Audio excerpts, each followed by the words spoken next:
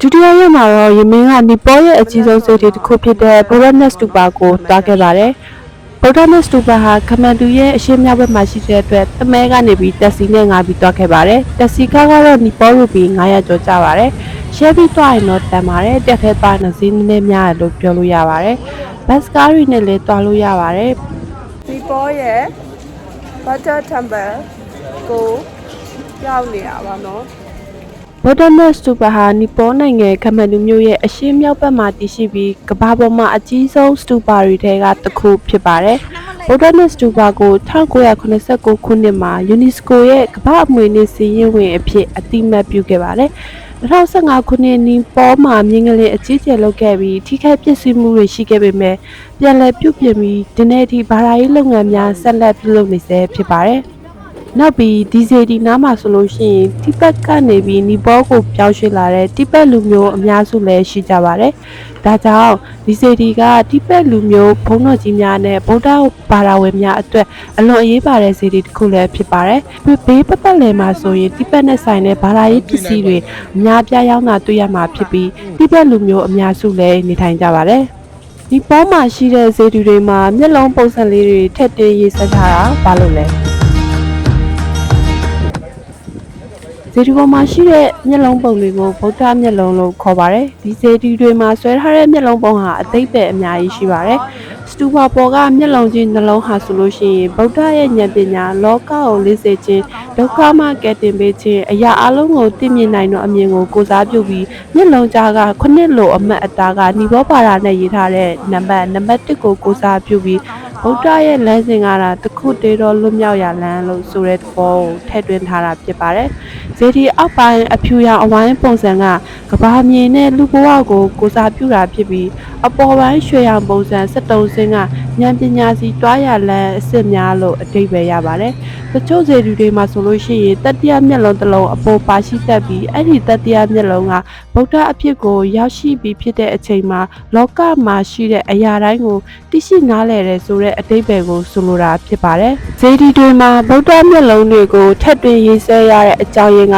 အဲ့ဒီမျက်လုံးတွေကိုမြင်ရတဲ့သူတွေအတွက်လည်းမိမိလုပ်ရက်တွေကိုတတိထားဖို့တတိတရားရှိစေဖို့ဗုဒ္ဓရဲ့လမ်းစဉ်တွေလမ်းညွှန်ချက်တွေကိုတတိယနေစေဖို့အတွက်လည်းရည်ရွယ်ပြီးထည့်သွင်းထားကြတာလို့လည်းသိရပါတယ်။ဒီနေ့ခေတ်မှာဆိုရင် Bodhanas Stupa မှာတိဘက်ဘုန်းတော်ကြီးများကစီမီထူမီဝတ်ပြုဆုတောင်းကြတဲ့အတန်များကြောင့်စိတ်အချမ်းမှုအပြည့်အဝကိုရနိုင်တဲ့နေရာတစ်ခုလည်းဖြစ်ပါတယ်။ဒါကြောင့်နီပေါ်ကိုရရင်ဒီ Bodhanas Stupa ဟာမဖြစ်မနေတွားရလို့လာတဲ့နေရာတစ်ခုလည်းဖြစ်ပါတယ်။ Bodhanas Stupa blog လေးကိုဒီမှာပဲအဆုံးသတ်ပြီးတော့ယမင်းတို့နောက်ထပ် UNESCO စီးဝင်တဲ့ temple တစ်ခုကိုအတူတူထပ်သွားကြရအောင်နော်။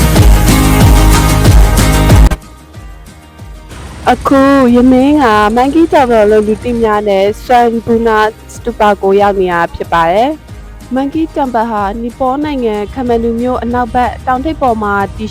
ရှိတဲ့အလွန်ရှေ့ကျပြီးအရေးပါတဲ့ဘုရားကျောင်းဇေဒီတော်တွေထဲကတစ်ခုဖြစ်ပါတယ်။မန်ကီတမ်ပယ်ကို UNESCO ကကမ္ဘာလုံးဆိုင်ရာအမွေအနှစ်နေရာအဖြစ်1989ခုနှစ်ကတည်းကသတ်မှတ်ခဲ့ပါတယ်။မန်ကီတမ်ပယ်မြောက်ဘုရားလို့ခေါ်မှာအဲ့လိုလာလေရပါ။ဒီကတော့မြင့်ကြီးတက်ရတယ်။ဟိုမှာအထိဆင်းရမယ်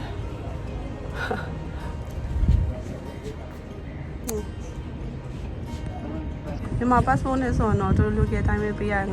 50တခြားသူတွေဆိုရင်တော့200ပေးရတယ်ပေါ့နော်တို့ဒီမှာလက်မှတ်ဝယ်ရတယ်ပေါ့နော်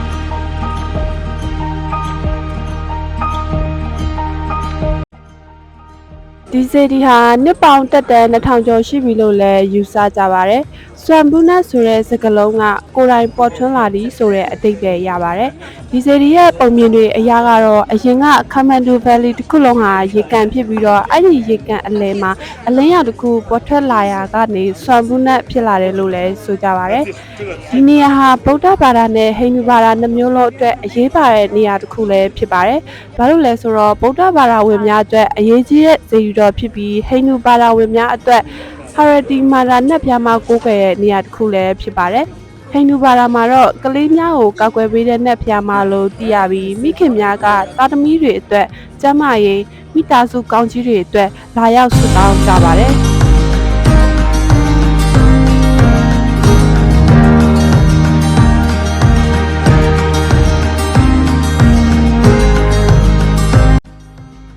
စွမ်ဘူနန်စတူပါဟာဗုဒ္ဓဘာသာနဲ့ဟိန္ဒူဘာသာရေးပဋိပက္ခမရှိပဲအတူတကကိုးကွယ်ကြတဲ့နေရာဖြစ်တယ်ဖြစ်ပါတယ်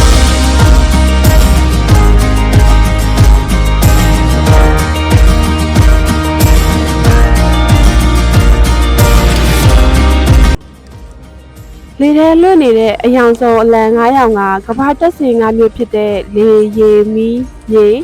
အာကာသကိုစားပြုတာဖြစ်ပြီးရောင်စုံဆွတောင်အလံလေးတွေကလီတိုက်တိုင်းဆွတောင်တန်တွေကမ္ဘာအနှံ့ပြန့်သွားတယ်လို့လည်းယုံကြည်ကြပါတယ်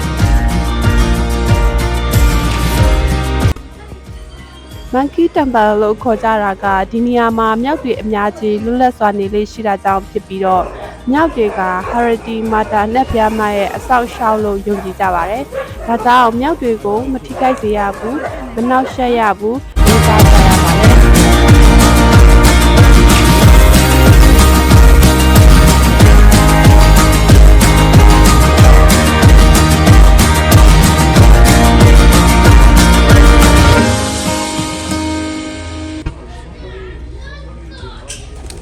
အခုဒီနေရာနားလေးမှာပေါ့နော်သူတို့အဆန့်လေးပေးလိုက်လို့ရှင်သူမီးလေးညှိခိုင်းပြီးတော့အထဲမှာဆူတောင်းပေးရပေါ့နော်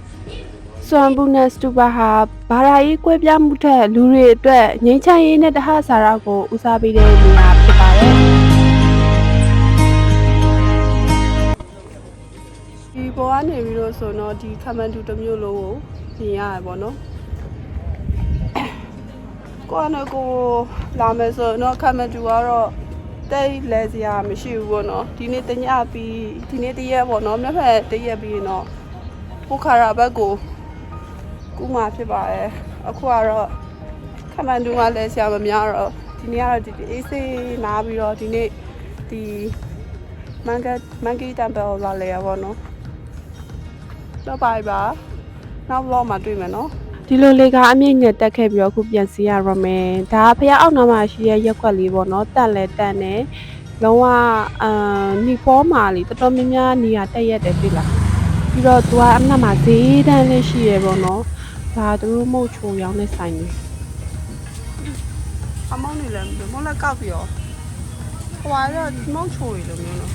ခမန်တူ blog လေးကိုဒီမှာပဲအဆုံးတက်ပါမယ်ဒီ blog ထဲမှာပါတဲ့အကြောင်းအရာတွေအကုန်လုံးကအင်တာနက်ကနေကူကတ်ထားတာဖြစ်လို့လိုအပ်ချက်များရှိနိုင်ပါတယ်။နောက်ထပ် blog အသစ်နေရာအသစ်မှာထပ်တွေ့ကြမယ်နော်။အားလုံးပဲတက်တာပါ။ဒီပေါ်ရဲ့နံပါတ်1 shopping mall လို့ပြောတာပဲ။အခုဒီမှာ